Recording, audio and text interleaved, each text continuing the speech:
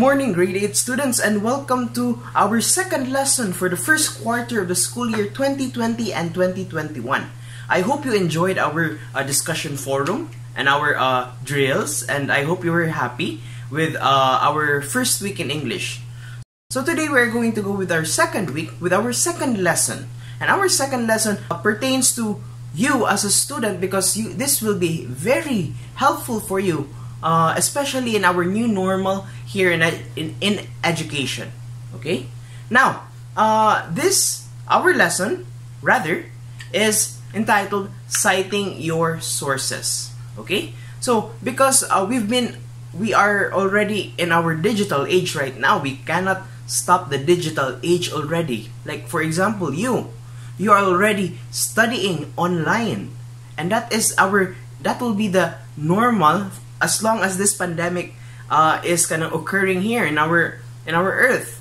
However, it is also a good way to learn new things, like for example our lesson today.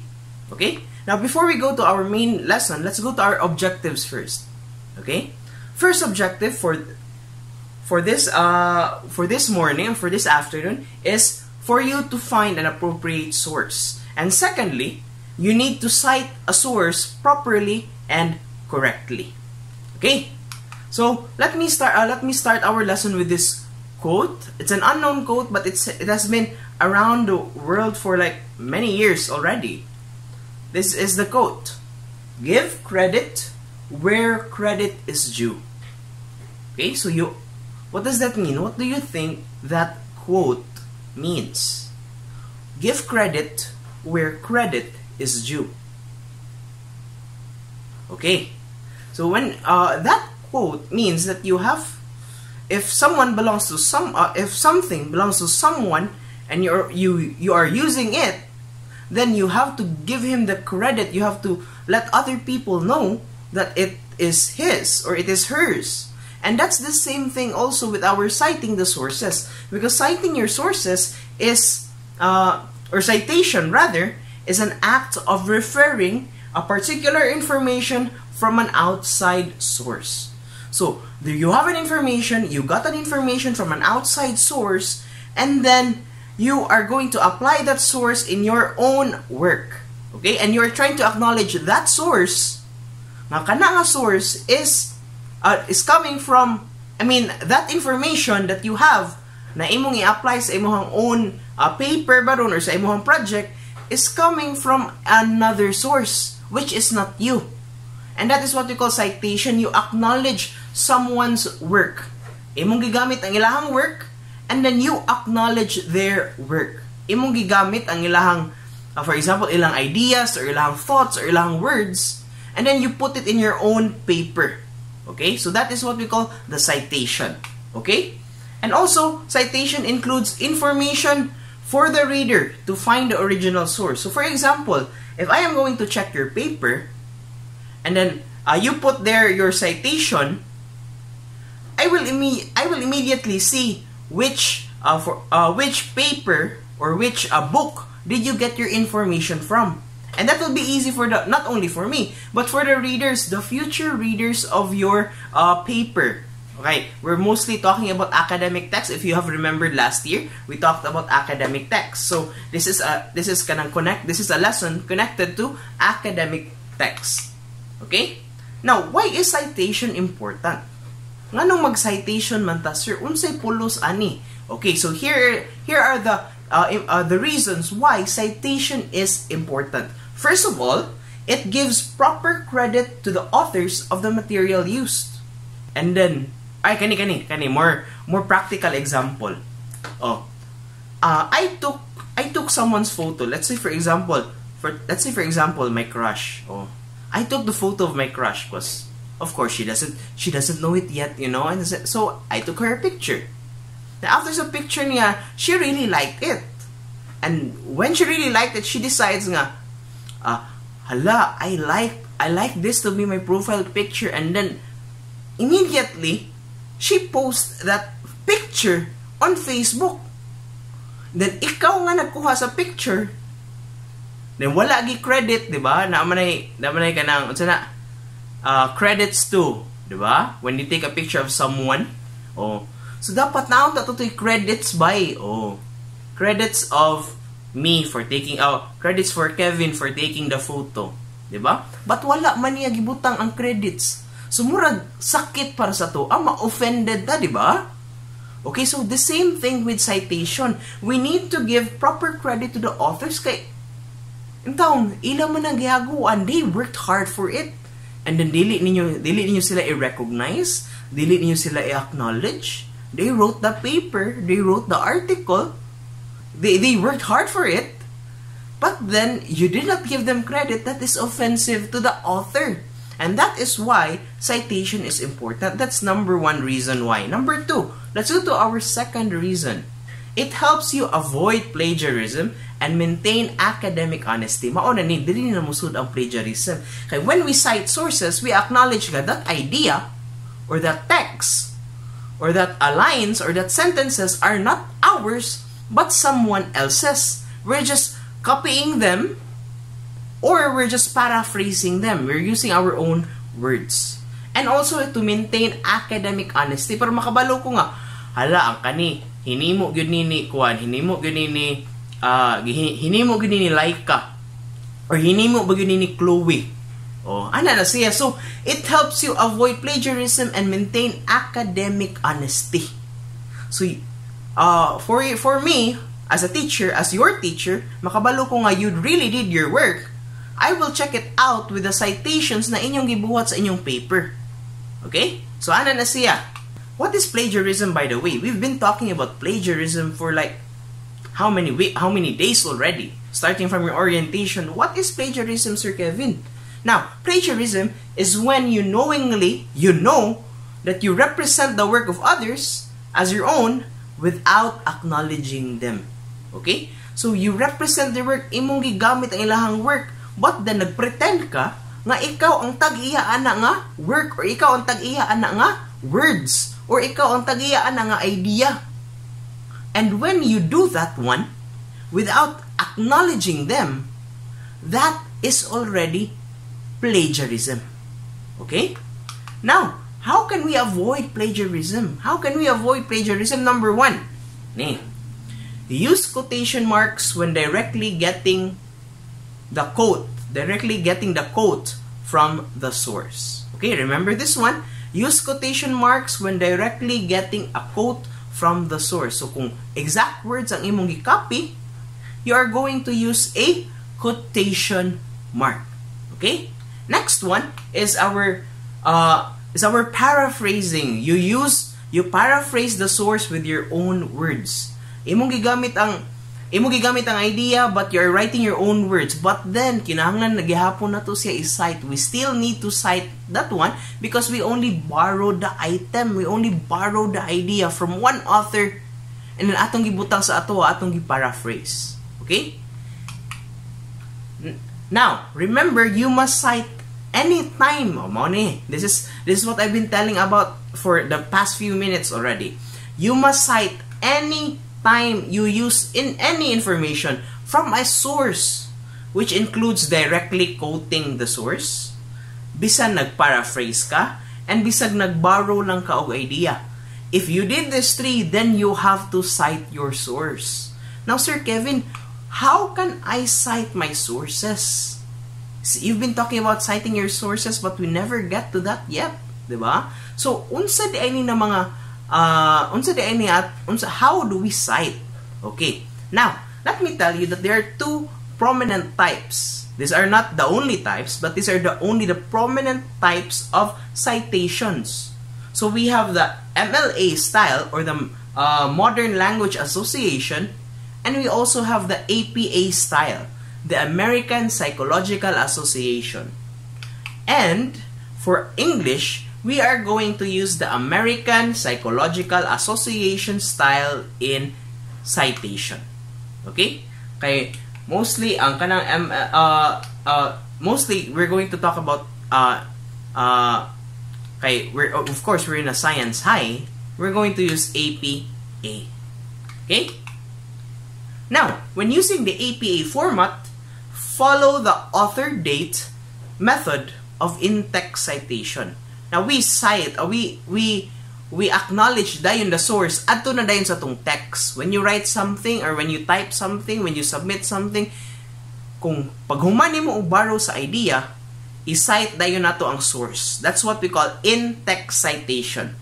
And when we do the in-text citation, we follow the author date method of in-text citation. Now, how does this go, Sir Kevin? How does an in-text citation go? Already, okay, sir, I have an idea already. It's very good. I read it from this article. I read this from a newspaper. I read this from a magazine, and I want this idea to be put in my paper. Now, unsaon ni nako pag-cite, sir? Okay, first of all, you have to check. Number one, are you borrowing a short quotation, direct quotation? That means kung unsay gisuwat sa katong paper na imong gibutang kay mao pud imong suwat sa imuha. Okay, so is it a direct short quotation? So if it's a direct short quotation, this is what you are going to do. Number one, you will need to include the author, the year of publication, and the page number for the reference, only if applicable. Okay? Now you will need to include the author, again, author, year of publication, and the page number for the reference. So para mas dali siya makitaan for the future readers of your paper, you're going to put the number of pages. Now, Sir Kevin, what if ang akong source walay date? Okay? So if your source doesn't have any date, you write N period D period. Okay? Klaro ba? That's N period D period. And for pages, we abbreviate pages with this one. If you can see here on our screen, use P if only a page, and if it's a range of pages, you write PP, okay, for multiple pages. And then, for example, pages 13 to 17, so P and then P period and then 13-17, okay. So that's for short quotations. Now let's see examples for short quotations. Ingon ani ni siya, this is how it is going to look. This is how it is going to look like. Okay? There. So according to Jones 1998, students often had difficulty using APA style, especially when it was their first time. Okay? So as you can see, gi-mention niya daan sa iyahang line ang author. So we have the author already. After the author, open close parenthesis of the year of publication. Okay? And then after the quote, ibutang ninyo ang page number. Now let's go to our second style of short quotations citation. Okay? So here it goes. She stated, comma, so that means nga si Jones ni siya, okay? Students often had difficulty using APA style, open close quotation marks, kay it's a direct quote man siya, gikan man gyud siya sa kaning person, gikan man gyud ni siya ni Jones. So if gikan gani ang words mismo ni Jones, butangan nato siya og quotation marks. And ingon ani ang iyang, this is how it is going to look like if wala niya gibutang si Jones at una. Di ba sa atong first example, gibutang man nato si Jones una. O Jones, according to Jones 1998. Now, we are going to look at if dili na to ibutang si Jones, unsa may hitsura sa citation. So, mao ni siya. Students, open close parenthesis, students often had difficulty using APA style, open close parenthesis, Jones, comma, 1998, comma, the page number. But she did not offer an explanation as to why.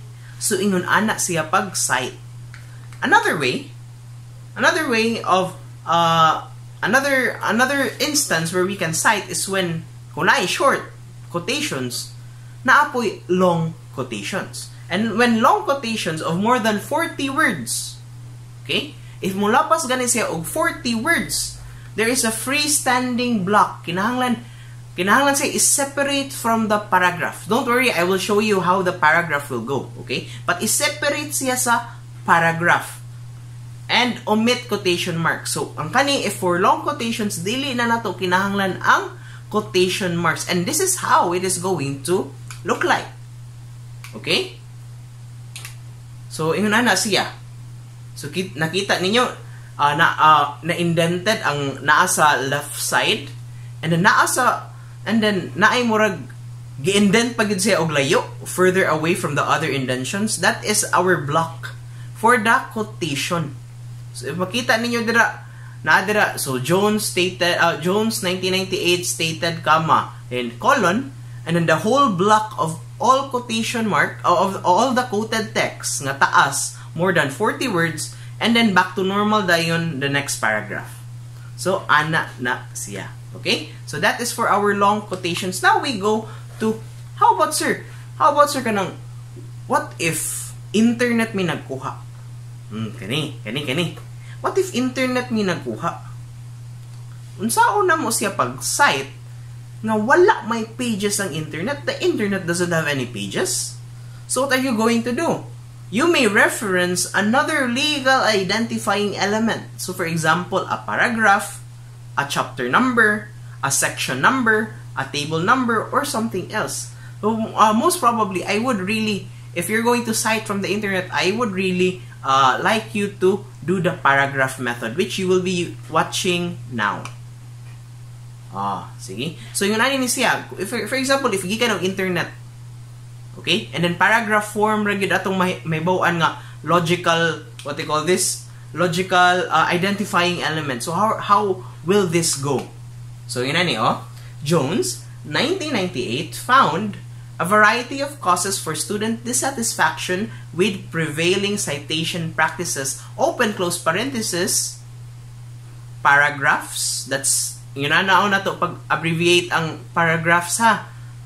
Usara gani ka paragraph, para ra gid siya, para period. Okay? So paragraphs 4 to 5. Then close parenthesis, period. Okay, for our next example, we have our another source without pages, but then this time table ay ang gikuha. For example, kanang table bitaw when you read a paper na naa sa imong illustration, that's a table, or na yung mga numbers, that's a table. So inanaon siya diba na table number 3, diba in a paper, in a book na may butangan mo ginala og label, sana all ang libro butangan og label, diba? Ang inyong relationship wala gyud. Watch out, grade 8 pa mo. Anyway, let's go to our quotation. Okay?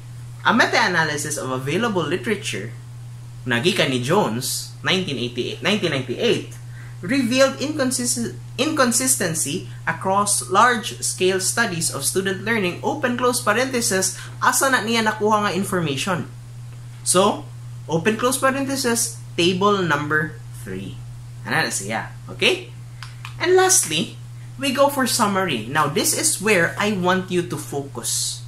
I want you to summarize the text that you have read, or I want you to paraphrase the text that you want, the idea that you want to borrow.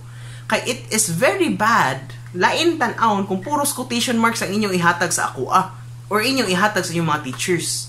Okay? So, kinahanglan siya nga atong i-paraphrase or atong i-summarize. Dili na to kuha on word for word. Kaya that is very bad to the eyes. Bati siya, it's not a good practice. Though, okay ra gyud mag quotation marks, pero bati gyud siya tan-aon. Okay? And this is how you're going to do it. And this is much simpler. I tell you, this is much simpler. Kaya nga naman, Sir Kevin, unsaon na yun nato? You only have to make a reference to the author and the year of publication only. No more page numbers. If you're only going to summarize, if you're going to kanang paraphrase, mauro gyud inyong buhaton. Author o year of publication. Just like this in our example.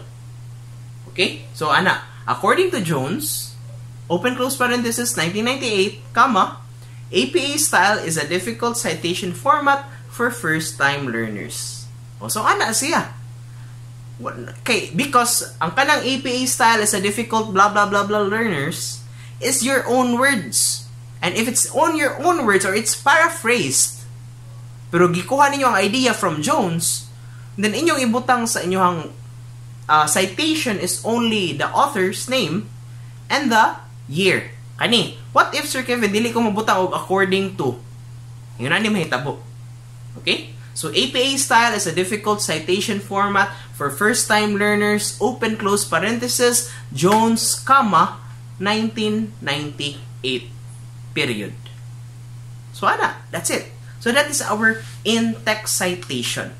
Now, let's have when should I cite? Kanus aman ta mo cite sa ato ang mga sources. So here is a picture of when you should cite your sources. I encourage you to please pause the video and view the diagram so that you will be guided kanus aman ta mag-cite.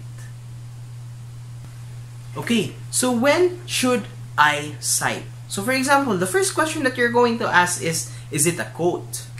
So if it's a yes, then cite it and place double quotation marks around the text.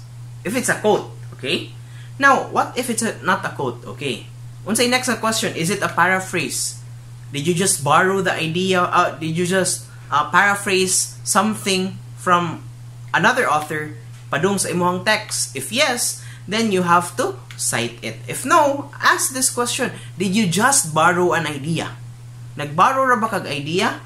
If you did, you cite your source, and if it's not, then pwede ra dili ninyo i-cite because that can be considered as your original text or original idea. Okay? Sige, now to summarize, here is our lesson for today. Okay? First of all, citations appropriately acknowledges our sources of information. Number 2, citations keep us away from the pitfalls of plagiarism, especially in this new normal in education.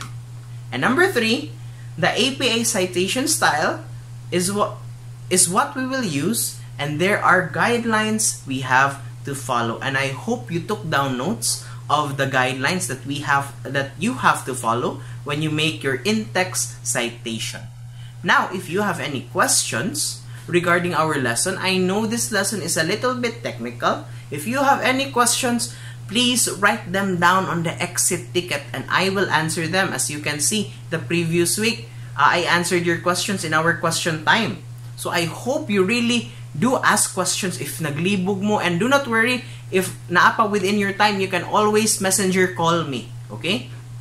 I di lang ta mag-chat kay maglisod tag chat. I am always available if nasa inyong time. If nasa inyong time, you can always call me. Okay? I will answer your call, and I will help you with whatever thing na kinahanglan ninyo og help. Okay? So I think that is all for today, if I am not mistaken. Make sure you answer your exit tickets, and make sure, children, kung mag-quiz gani, kung mag-exercise ganito or mag-drill, please paningkamutin ninyo nga ma-perfect. Make sure that you can reach the perfect score, and I don't care if kapilaon ninyo og balik ang quiz. That is fine with me. Ka 10, ka 20, that's okay with me, as long as you can master the drill that I gave you, the exercise that I gave you, because that is very important. Kaya nag-abot ninyo sa quiz, when you go to the quiz, and then you have not perfect the drill or the exercise, the ma-GG good mo. You're going to fail in the quiz because you did not strive your best to get the perfect in the exercise. And remember, the quiz is only a one-take quiz. Kausaran ninyo kuhaon. So make sure you master the skill by answering the exercises or the drills that I will give you. So thank you everyone for watching. I hope you will have a great day. Bye-bye.